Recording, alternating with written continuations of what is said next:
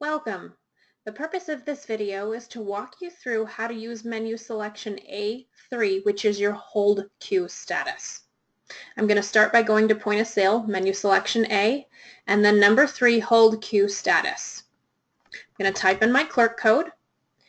So the first thing that you're going to see is your invoice options when you come into this screen. Unless you have been instructed otherwise, or unless you happen to know that this is what you want to do, you're going to always leave this in A. An A is simply going to give you a report of all of the current tickets that are on hold, that have not been finalized, that aren't a special order. So that would be hold tickets, quotes, pick tickets, return to vendors, core return to vendors, any kind of ticket that hasn't been finalized, as I say, except for a special order.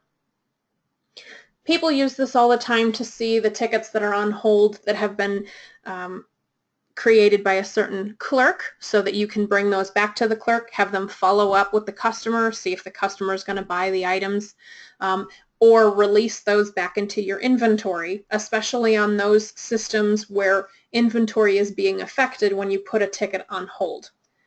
So letter B deletes items out of your hold queue.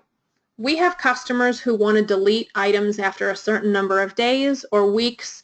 Perhaps quotes, they don't want quotes to be available forever, obviously, so you would set it up so that your quotes are going to be deleted after 7 days. Maybe your hold tickets, you want to release your inventory back to the shelves, so you're going to delete any hold tickets after a certain number of days. That's what the purpose of that letter B is. And typically these are items that are scheduled to run, and we set up the criteria to say, delete these tickets that were created on a certain date, and there's special criteria to make sure it doesn't delete all of your hold tickets. In the case that you come in here and you click a B and just delete everything, it's very difficult for us to retrieve that information. We can give you a paper copy of what those tickets said, but we have no way to retrieve those tickets so they become active again. So if you're going to come into this screen and delete entries, make sure you know what you're doing, or please call SBC for assistance. Almost as dangerous is letter C, retrieve and process entries. We have customers who want to retrieve and process their hold tickets after a certain time period. Perhaps these are online orders and they want to retrieve and process them twice a day or something.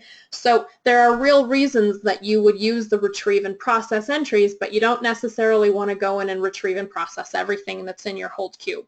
So you want to be careful when you come into here to leave it an A unless you have a specific purpose for going in and deleting or processing your entries. The second box that you see there is your invoice parameters box. This is simply giving you an overview of what your format's going to be, what your printer number is that these tickets are going to go to, or that this report is going to go to, your current print batch, and your current process batch. Now notice that those are grayed out. They're not editable. This is coming from your background settings, just kind of as an FYI to you. If you want to change these, you can do so in different screens. I'm going to click on the home key to return to the main screen, and I'm going to start from the top down. So report options. First, do I want to adjust the date that is going to print at the top of this report? This is not going to change the date that's on any of my invoices. This is simply going to change the report date for when this prints. So if I don't have a reason to change it, you'd typically leave it as a 0, and it would either print today's date or it's going to print the date that this report prints if you schedule it. The report title, you can change it if you'd like to. If you dial into a number of our customers' systems, you're going to see hold queue-John, hold queue-Mike. And those are hold queues for clerks or perhaps salespeople, so that they can run a report on a daily or weekly basis of any of the tickets that they have on hold, and they can go back and follow up with those customers. You can change that report title to anything you want. Do I want to run the report in the background? The only reason you would really say yes here is if, number one, you wanted to schedule this so that you were going to run it at the end of the week or first thing on Monday morning. If you send it to the background, you can schedule that to run on whatever calendar schedule that you want to use. This report doesn't tend to be very long, so there's no reason for you to run it in the background to save monitor time because it's going to take 10 or 20 seconds to run at the most. So I'm going to leave this as a no. Press my home to return key. And the second box is my print options.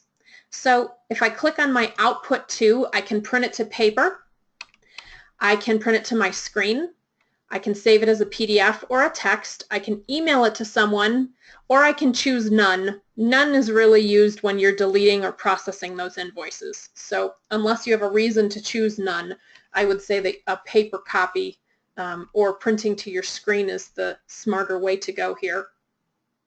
Email is obviously an option if you want to email it immediately to someone, or if you want to save it and schedule it and email it to your employees on a weekly basis. I'm going to leave my choices screen. Obviously, if I chose printer, my printer number would be editable. If I chose email, I could enter an email address in this box. Report format. Do I want to print this in detail, meaning do I want a line item per invoice? Do I want to print it in detail with my part numbers? I would get a line item for the invoice, and then each subsequent line would hold the part numbers that are sold on that ticket. Do I want a total? I can calculate a grand total dollar amount, or just simply a number of invoices that are currently on hold for a date range for one of my employees, but that's just going to give me a total line. Or last, do you want to print a detailed report with part numbers and back order or lost sales fields? So I'm going to choose, for my example, the detail. Do I want English captions, or do I want just my 3-character code captions? That's up to you. And then on my report, I'm going to print out the reference number of the ticket, the account number, the first name of the customer, so that'll be their name or their business name, the ticket date, the transaction code, our overall transaction code for the ticket, and then a grand total column with the total of the ticket. If I am not sure about my output options, I can click on that Shift F1 yellow help box, and that's going to give me a listing of all of my applicable fields. I can use those either to create a column of information on my report, or I can use these to filter information. I'm going to press the Home key. I also have an extension column over here, and I'll show you what that is in a second. I'm going to press the Home key to return. Invoice options, the third button down. This is just my A, B, or C. Again, unless you're told to, unless you know what you're doing, leave it as an A. Selection options. This is where I can go in and select a certain range of tickets by reference number. I can select a clerk. I can select a salesperson. I can select a grand total. I can select an account. Really anything you want to select. If you're unsure about what your selection options are, click on the Help button, and it's going to give you a listing of all of the valid fields that you could use as a filter. I'm going to press my Home to Return key, and I'm actually going to leave this screen blank. Click on my Home to Return.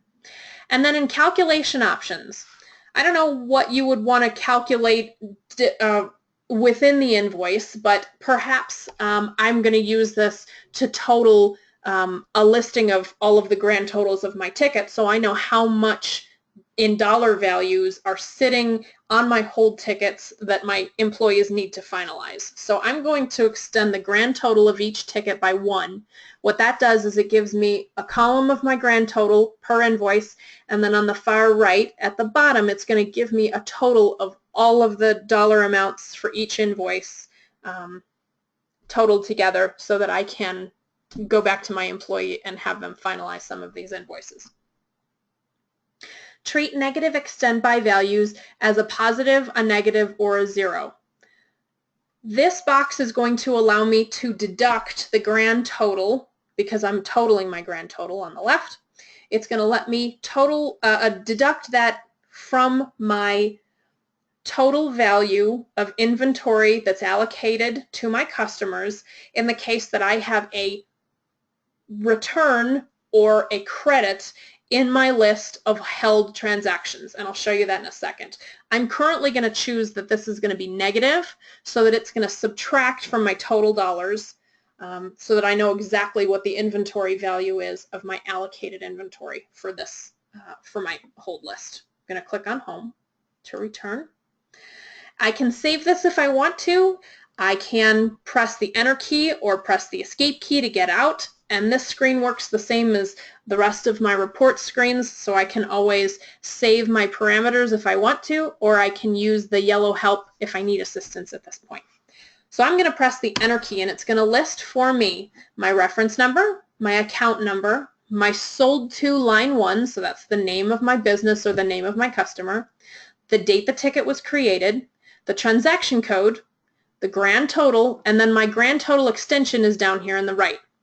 So first, you'll notice that I have a transaction code 5. That's a return to vendor of some sort. My Q is a quote.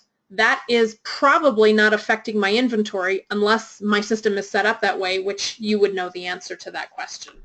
The rest of these I's are held tickets, but I have one down here that's an overall transaction code of an I, but the grand total is negative. So that's a credit that's waiting to be finalized. So the total dollar value that I have in my hold queue status right now is $540.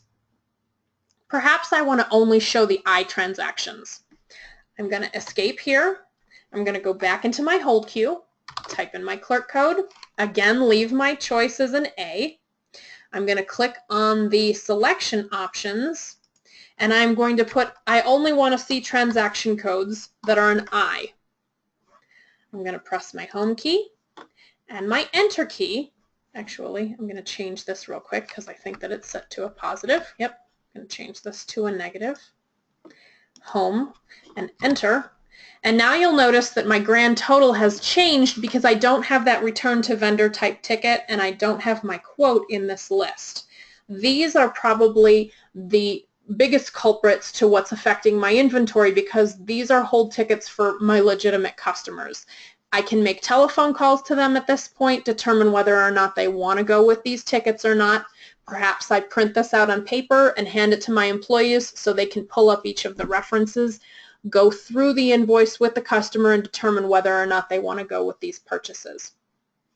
This type of report is very good to schedule once a week or once a month to clear out your hold queue status because remember, in most cases, your inventory is being adjusted here, so you have totals of parts that are being pulled out of your inventory. Now, whether your system is set up so that it shows the quantity on hand in your available quantity on hand as well as your committed, or whether it pulls it out of quantity on hand immediately would be something that you should know the answer to. So you would know how these tickets are affecting your inventory. But regardless, if you have old tickets in here that the customers are never going to come and pick up, you can clear that information out and clean up your system a little bit on a regular basis by running this report. Now, if I wanted to, for example, delete any invoices that were older than my current month, I could do so, and I want to pull out this cash sale here from August, and then these two sales here from October. So if I was to do that, I would go into my hold queue status, type in my clerk code, and I'm going to change this to a B. This would be the reason that I would use my delete entries, but be very careful when you do this. I'm going to click on my home to return key, and I'm going to, in my selection options, put that I want to look for anybody whose date is less than 2016-11, and I'm actually going to use my asterisks, and that's going to look for any tickets that are older than 2016 November something. I'm going to click on my home to return. I'm actually going to extend my grand total so I can see what my report value is that will go back into my inventory. So I'm going to change this to a negative. I'm going to click on my home key and I'm going to press the enter key. So what it's going to do is it's going to show me a list of all of the invoices that it just deleted. So it deleted the hold ticket that was my return to vendor. It deleted my quote. It deleted my 3 held tickets. Now, whether you want the return to vendor to be deleted or the quote to be deleted, I could have entered additional information into my criteria, so I only deleted those transaction codes that were an I.